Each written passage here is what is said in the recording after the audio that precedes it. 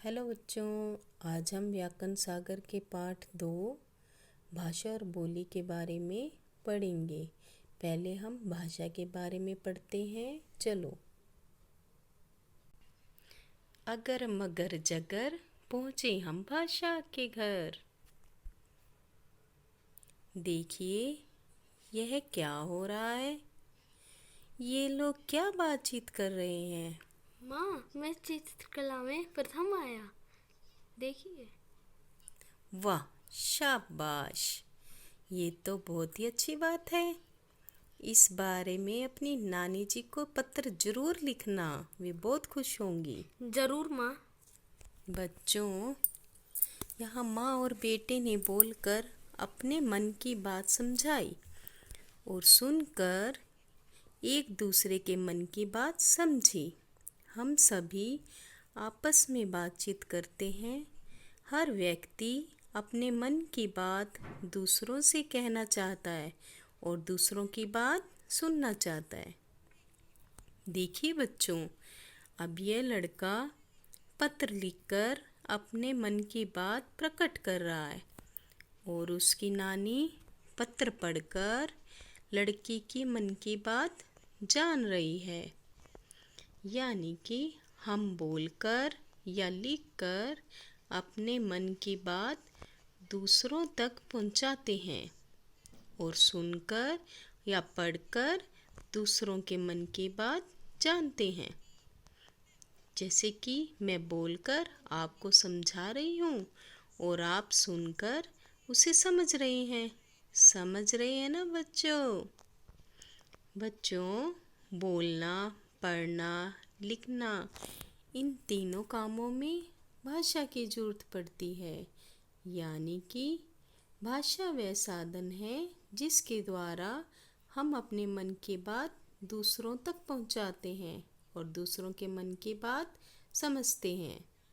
अब तो आप जान गए ना भाषा किसे कहते हैं।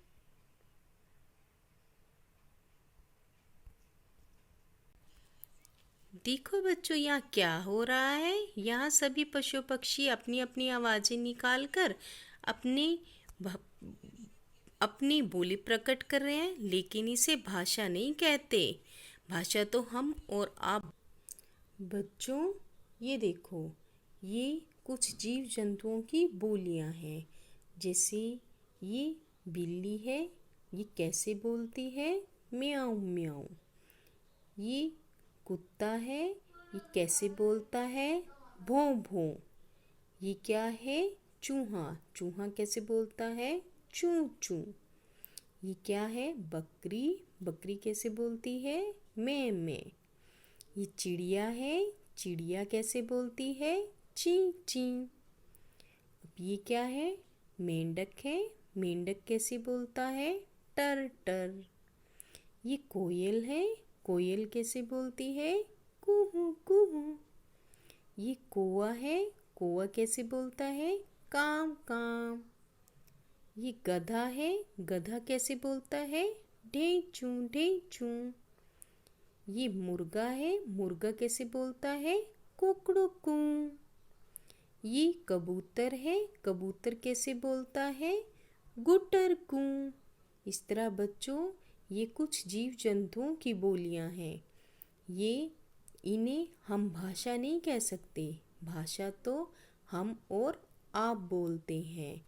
और ये जो जीव जंतु जो अपने मुख से निकालते हैं उन्हें बोलियां कहते हैं।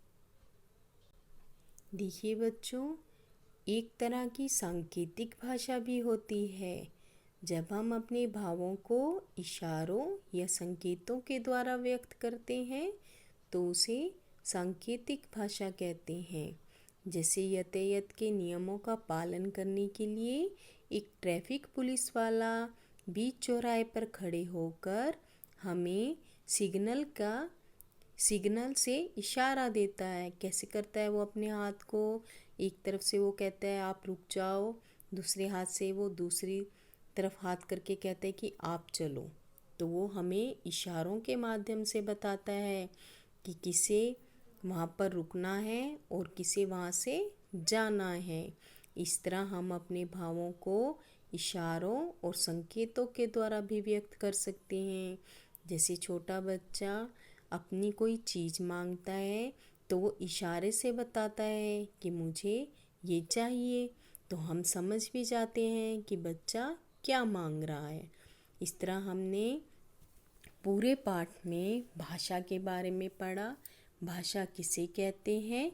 जब हम अपने विचारों को बोलकर या लिखकर प्रकट करते हैं, दूसरों तक पहुंचाते हैं, उसे भाषा कहते हैं।